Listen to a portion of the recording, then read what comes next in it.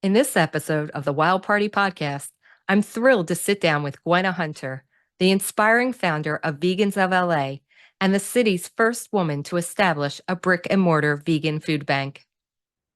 Gwenna's journey to veganism and her deep emotional connection with animals has fueled her passion for providing nutritious, plant-based food to communities in need.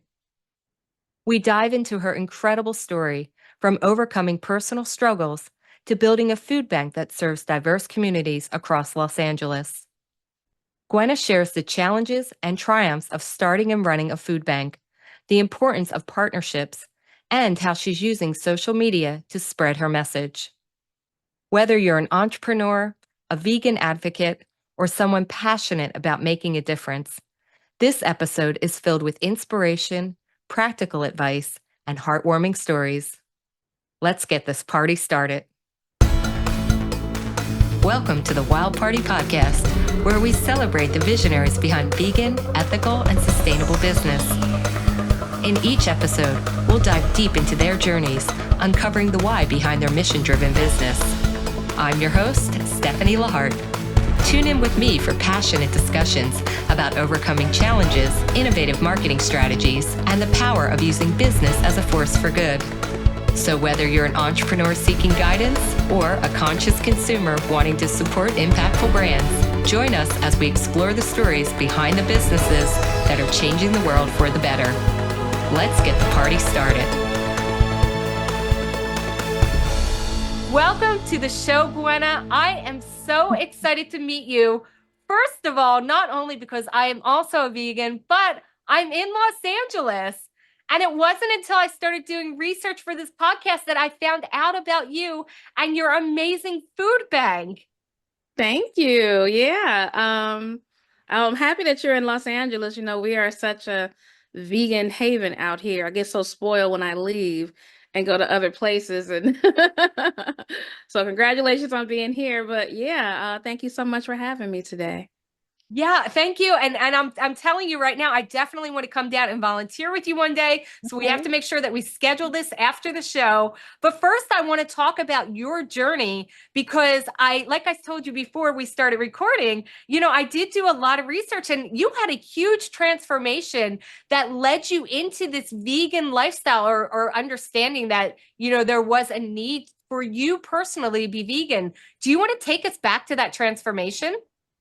Yeah, I've had many. I guess we can start it from the beginning. My transformations don't stop. And I think that's also something I want to share. We're always transforming and always having an awakening and always evolving. And so I'm always going through something spiritual, supernatural, crazy all the time. um, but my journey started, I would say around 2008, where I decided to become vegetarian. I did what is called the Daniel's fast, which is a biblical fast where you abstain from eating any type of animal products or sugar. And a friend wanted to do it, and I was like, "Oh, I said something about this feels right. Yeah, I'll do it." And so the purpose for me was to just manifest more abundance and, spiritual well-being and all that, and power and all that good stuff. But what I found at the end of the 28 days was that I felt absolutely fantastic. And I had been someone at the time that suffered from extreme menstrual cycles. Like, I planned my life around my menstrual cycles. It was extreme pain, moodiness, breakouts. I would be like in the bed for days. Um, just a very long cycle. And after this, it was like my cycle was like 2 days. I was pleasant. I was laughing, which I never would do on my cycle. I had no pain. And I'm like, this is a miracle. And so I decided to because I felt like, okay, it's enough to just abstain from eating the meat, but I'll continue to do a little fish here and there, a little dairy, definitely gonna do my cheese. We don't need to skip that. Because in my mind, vegans were kind of insane, over the top, crazy, unnecessary, just doing too much for no reason. And so I'm like, there's no reason for me to be a vegan, but a vegetarian makes sense. And so I skipped down this path for about 8 years. And throughout my journey, I would have some odd experiences that would make me question things, but it was never permanent. It would be like, I remember like one time going to the store, and even though I didn't eat chicken, I didn't care if anyone around me ate meat, but I remember seeing this raw chicken that was out and it looked like a baby. Because when the chicken is in its full form, you see the legs, the arm, it's like a decapitated baby. And I was like, and like I never saw that before. So this day I see it and I'm like, this looks disgusting. I'm like, this is like a person. But then I'm like, okay, I can't be thinking like that. Okay, it's like going about my business. Fast forward, I moved to Los Angeles. This is the year 2016, February. And what turned me from vegetarian into vegan for the animals was a dream.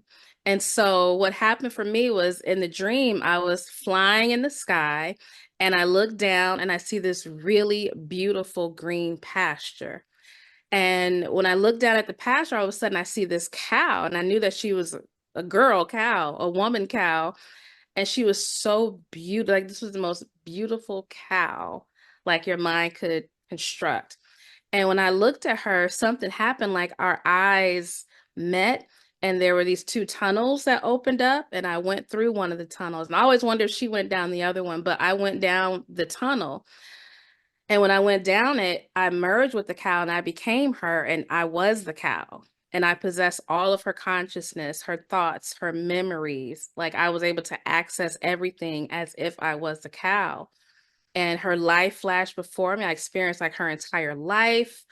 I experienced like the way she felt about her children, her cow friends, how she felt about humans, her giving birth, her love. Like I felt all of her emotions. And so when I woke up from the dream and I was like, oh my God, cows have like they love, cows love. And I just burst out crying because I'm like, wait a minute, we eat them and they have the capacity to love their children like we do. And so I'm just like horrified because it's like I woke up, had this awakening in the middle of this like nightmare. And so I'm just like, I can't believe. So then, even though I'm a believer, I'm like, okay, maybe I ate something weird last night. I gave myself a few minutes to like think I was crazy or question the whole experience. But I questioned it and it just kept going back to cows freaking love. And then I'm like, well, if Yeah. cows love, then pigs love. If pigs love, chickens. And I'm just like, stop. Like it was almost too much for my mind and my heart to process because I'm like, what have I been a part of? And so as I'm laying there in the bed, I'm fully awake, awakened from the dream, and I'm just like, my mind is going crazy. And I'm like, okay, I'm starting to think that I'm crazy. This is like too much right now for me. I'm like, if what I experienced was real, can I just get like one more sign? Like, if you gave me all this, just give me one more shove just so I can just feel safe and comfortable and trust what I just experienced. So, and this is no lies, I'm sitting there on the bed, awake. I'm no longer in the dream state. I'm fully awake. All of a sudden I feel this like warm sensation, but it felt very contained. It felt like it could have been like this big. Like it didn't feel like it was huge, but it felt like it was about that big. And I felt it specifically right above my heart.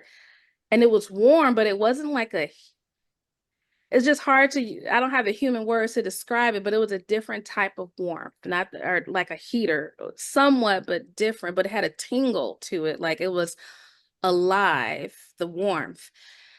And something said, just put your hand on it. And so I touched it. And when I touched it, I was completely overcome and paralyzed with the best word I can use is peace. It was so perfect and it was unconditional and it was soft and it was loving and it was quiet. And it was like all my thoughts had stopped. There was no judgment. There was no nothing. It was just like I always say, if somebody would have came out of that and be like, would you like to come with us or do you want to stay on Earth? I would have left Earth because it felt like memorable. It felt like home.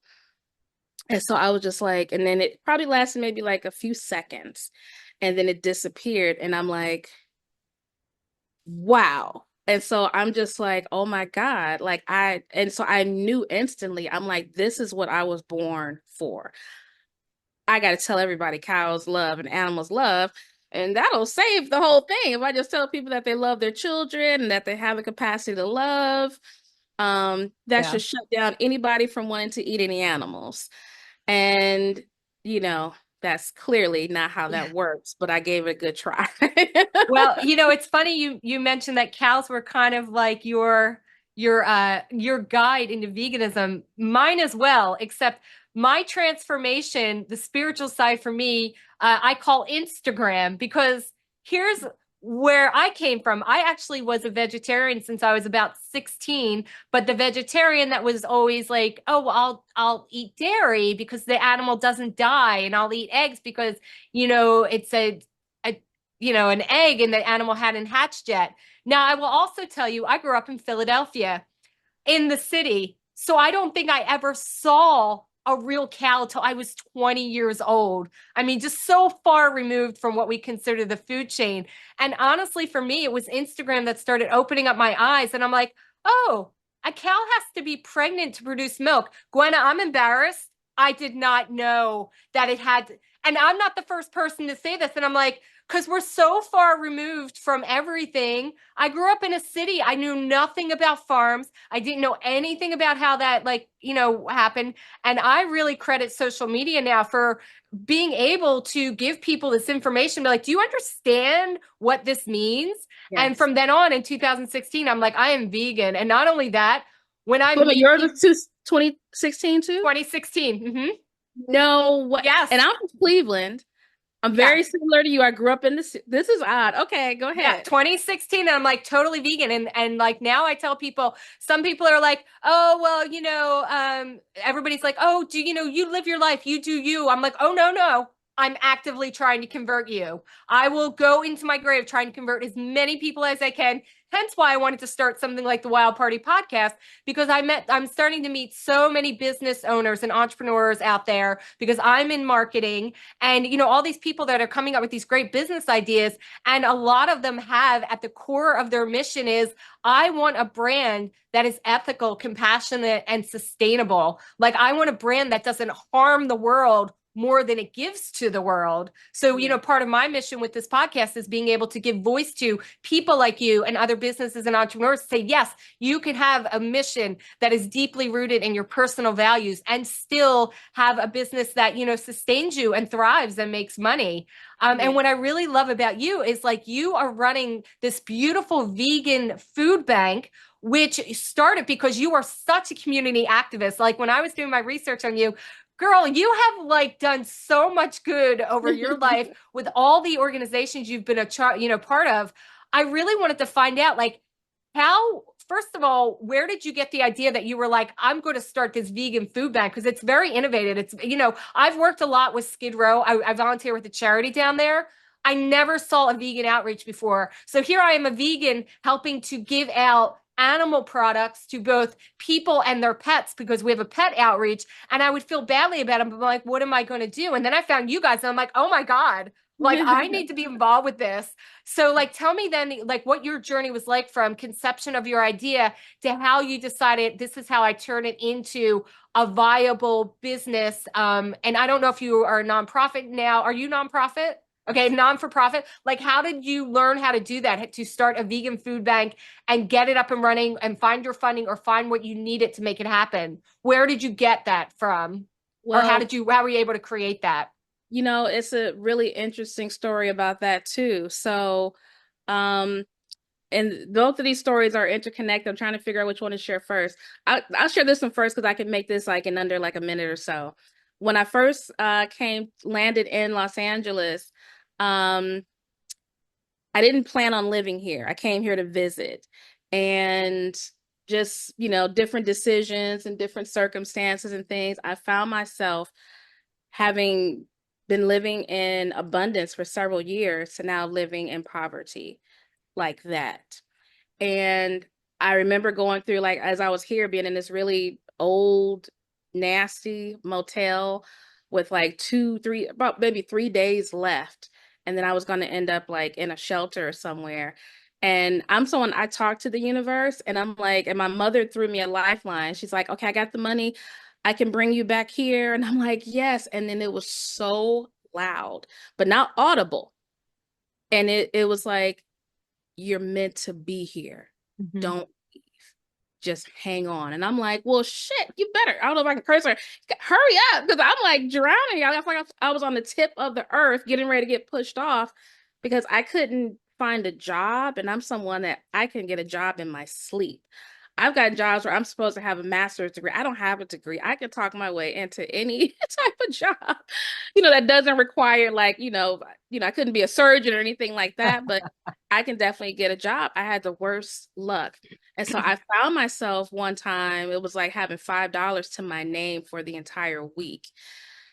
And having that experience of dealing with food insecurity and scarcity and not, knowing where I'm going to live and how I'm going to figure it out, the anxiety that it causes, the dark thoughts that it creates, because now you have to figure out how to survive. Mhm. And that's not fun.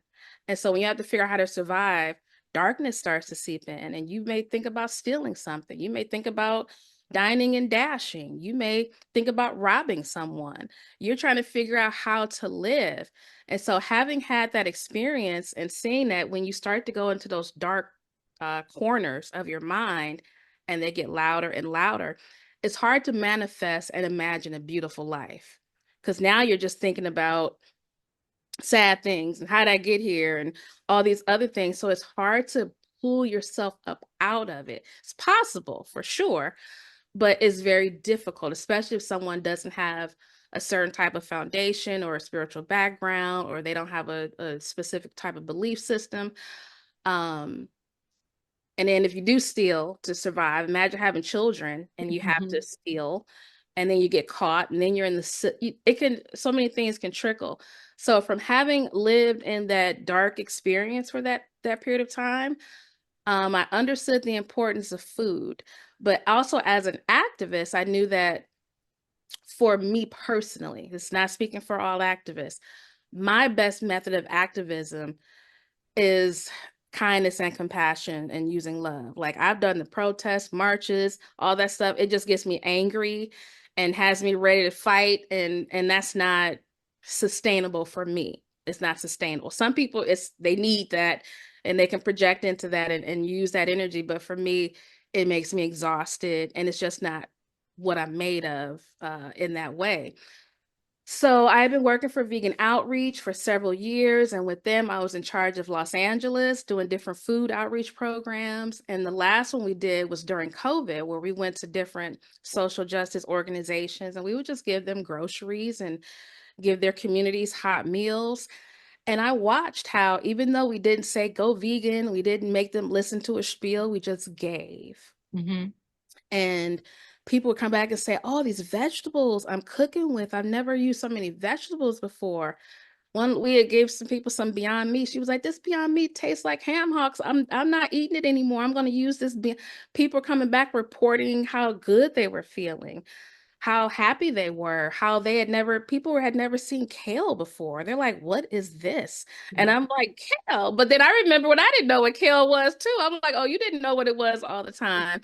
And so we would experiment with different fruits and give people star fruits and rambutans. And they'd be like, what is this? And it would just be, they'd be excited every week for us to see what we had next and trying bok choy and different vegetables and things like that.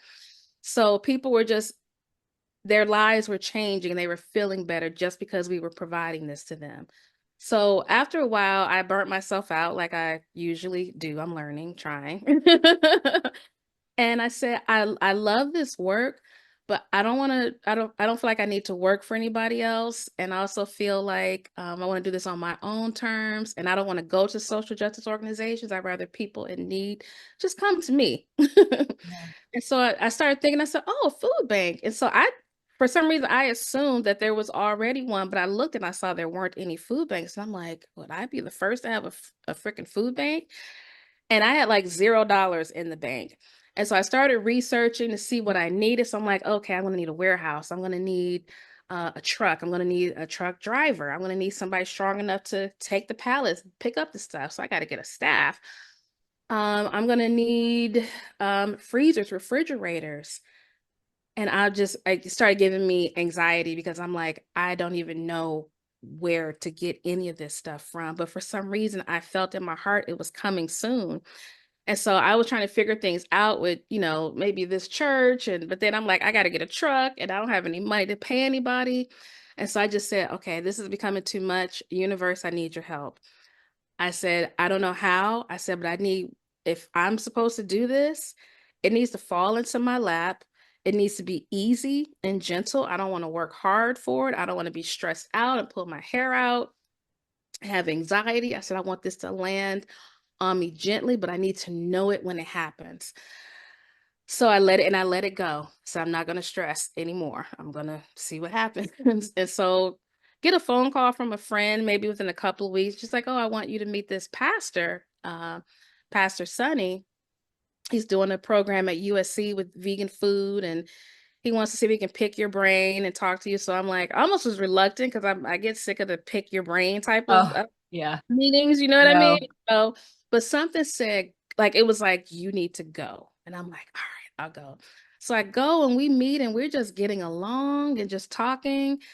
And so at the end of the meeting, I'm like, yeah, no, at the end of the meeting, he's like, yeah, I have a food bank. And I said, oh, that's so cool. I said, you could probably give me some tips because I'm trying to start one. I said, I didn't know I would need all, the freezers, the truck, the employee, the warehouse, all this stuff. I said, it's just a lot.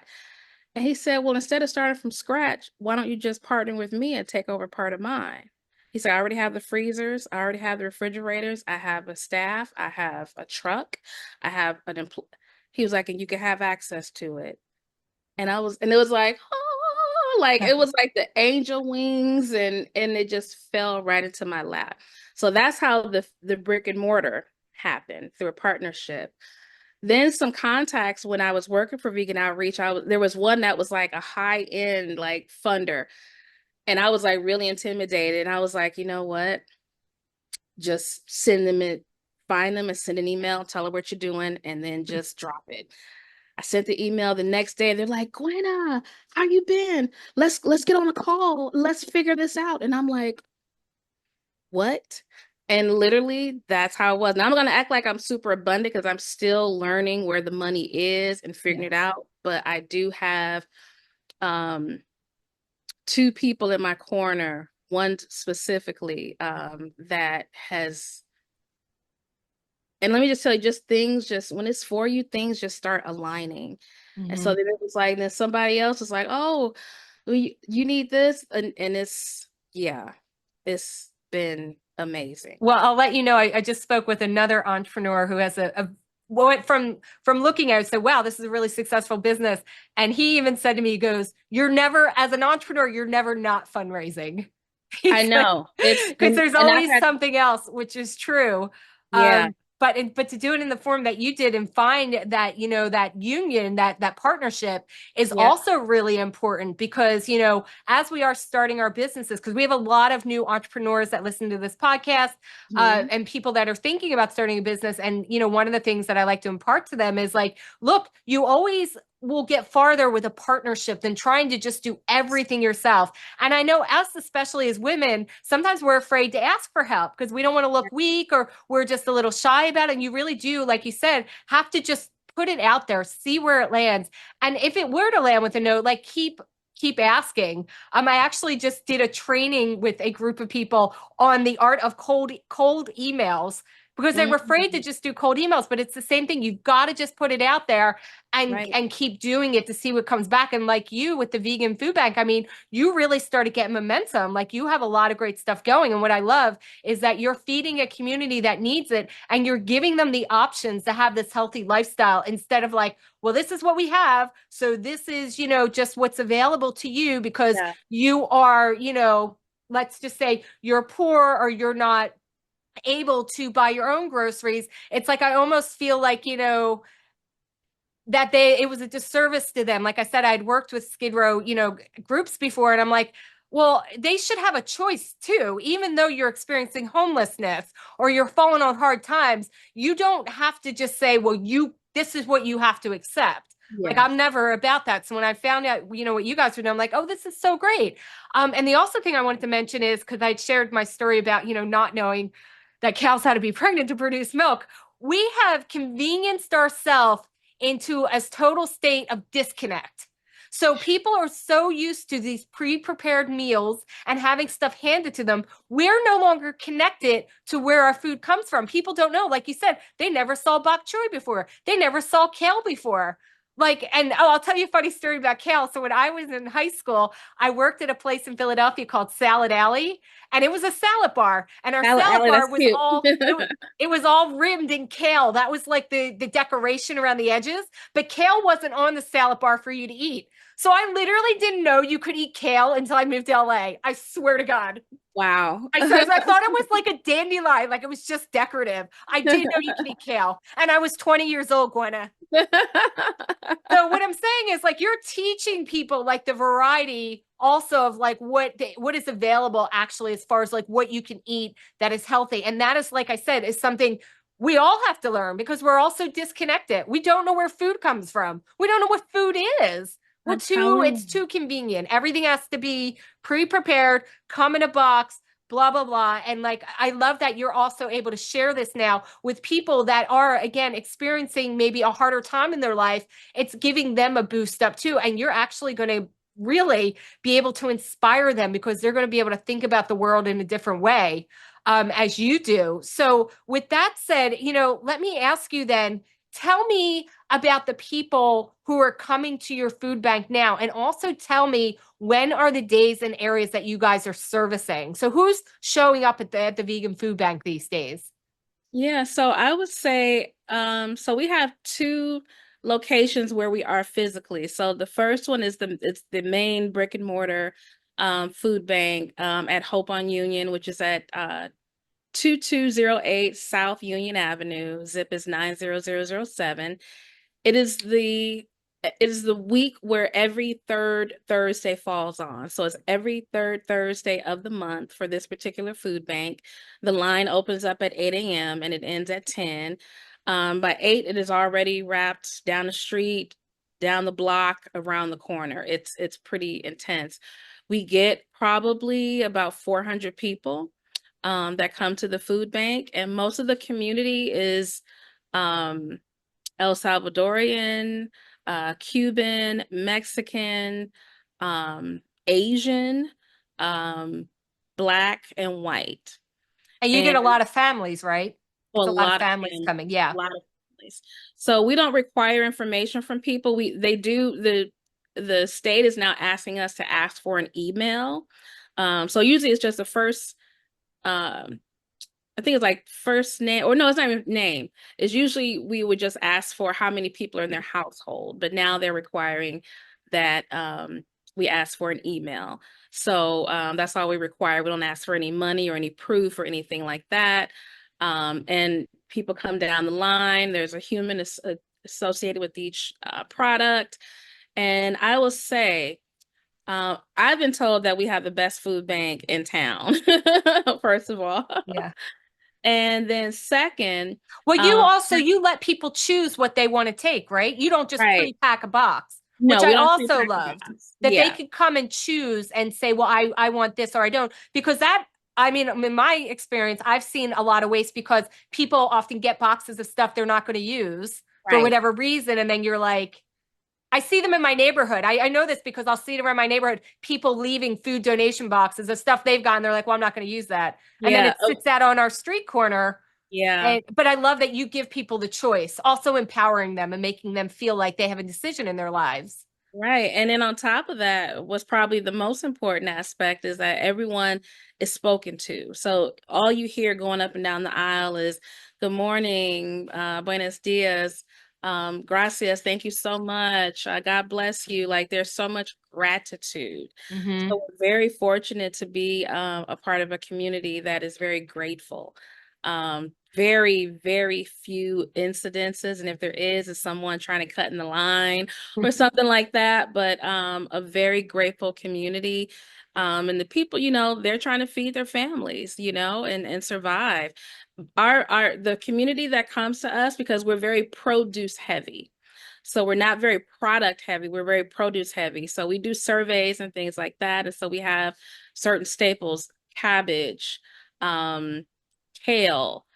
I'll usually have maybe broccoli or celery. There's some fruits, there's beans, there's rice. Yeah, there's just all types of different staples that we have when people come up and through the aisle, well, through the walkway. And one of the things that Oh, potatoes. Like we try to make sure, like I used to get these like really big 5-pound bag of potatoes so people can take, I try to think of things that that'll stick to the gut, and things that are hearty and that you can make for a family. The average person has about a family of four Hmm. in their household, and most of them have access to stoves. So most of our people aren't necessarily, we do have some, but most of them are not houseless. They're just going through economic hardships like I was, like I would have, oh, if the food bank was around, a vegan food bank was around, it would have been such a lifesaver and take off some of that stress and that worry because when you cannot provide for your own basic needs, Hmm.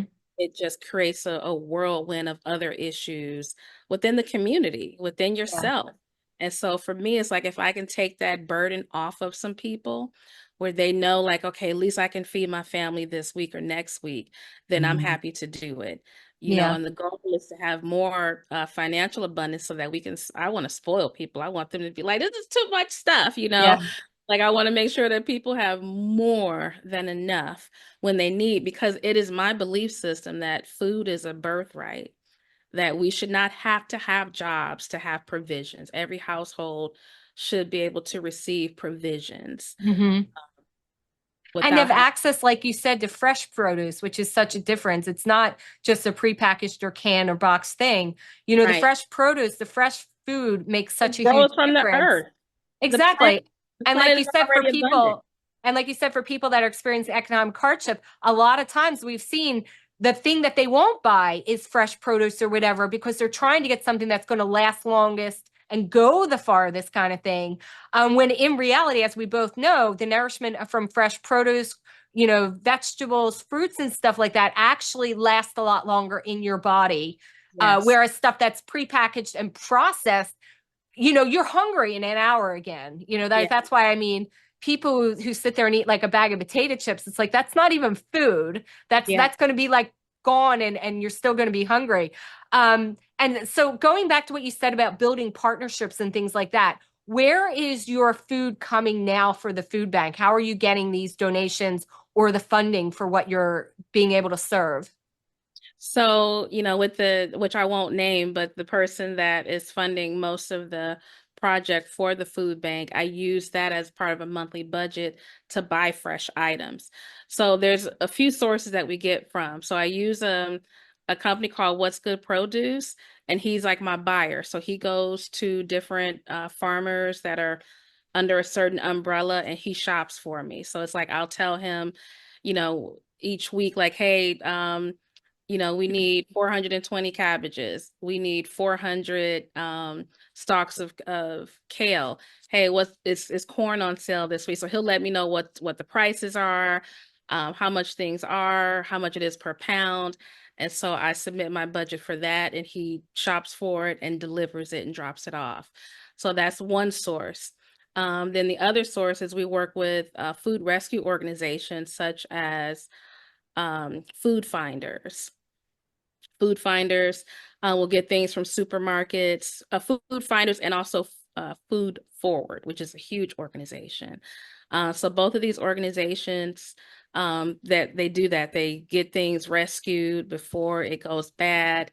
Just some of the issues is some of it is bad when you get it, so that's why I can't rely on it Yeah. and use it as my soul because it would be so much easier. I wouldn't have to fundraise so hard if I could. But unfortunately, when you get these items, you never know what condition they're in. Sometimes a couple of boxes are good and a few are terrible because they don't really go through the boxes. Yeah. They just get them from the supermarkets or whatever, and then we pick them up. So between the budget and the food resources, and then usually it happens a few times a year, but definitely towards the end of the year, we start getting a ton of vegan manufacturing companies or food organizations. Hey, we got 10 pallets of this. You want? Yeah, I'll take it, you know. Yeah. Like we got a huge donation from Shroom Eats. We got some of their product. We'll get things. Chobani is an organization. They'll send us free product coupons because they have a plant-based line. And so we pass those free coupons out at the line and just say, oh, go to the supermarket. And it was the first time we did that. People are like, what is this? Yeah. Like, it's free. It's a free coupon. It was like, I don't have to pay for it. It's like, no, you just go and get yourself 32 ounces of some plant-based milk. And they're just like, wow. So just even seeing that some people have never even experienced a free product coupon before. Um, and then All Vegetarian Inc. is another organization. They're very generous several times a year. They're a vegan meat company. And so they'll donate product to us. And then we just get random calls and solicitations sometimes for Mm-hmm. things.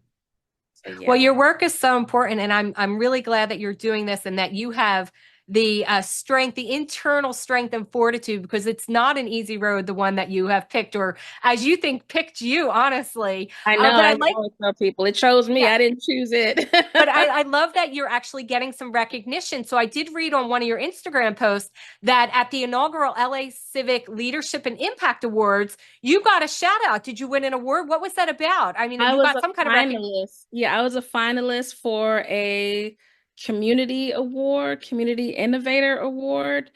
And there were probably like six people in the category, and it was down to the two of us. And I didn't understand that when I went. My friend had told me something, but I was going through some stuff, so I didn't really listen very well. I just knew I better be here. And then I was looking at the thing, I was like, my name is, I'm a finalist. I'm like, wait, what? So yeah, I didn't win it, but I still won. Yeah. Well, I mean, just that be, recognized and get your name out there, that's really important. And people do look at that stuff as like social credibility insofar as that you are doing work that matters. So when I saw that, I wanted to mention it because I wanted more people to know that what you're doing is, not just important, but other people are recognizing your work as valuable and as impactful. So, I just wanted to mention all that because it's not just me that thinks you're awesome. There's, all of these community groups out there, like LA Works Now, that's like, yes, Gwenna Hunter is really, trailblazing here as far as bringing really good, nutritious food to people who need it most. And also, I really feel like through your work that you're also just making other people more aware of how they're eating in general, because sometimes I can feel like maybe the more well off you are, the more disconnected you'd be. And they'd be like, oh, yeah, I should probably eat more vegetables too. Like I said, I feel like we've convenienced ourselves into a society of like not knowing where our food comes from. Everything has to be convenience. Everything has to be in a box. And it's like, that's not the best way, like you said, nutritionally, spiritually, bodily, and then, bringing in the whole fact of like, also for the animals that we're killing and also for the environment that we're stripping because of the way we eat. So all Yeah. of that is so important and beautiful. But let me ask you, because you are an entrepreneur at heart, like you figure out how to get stuff done. And I love that about you. But just asking you personally, not for your business, what's your measurement for success? Like, what do you define success as in your life? Well, it has recently changed.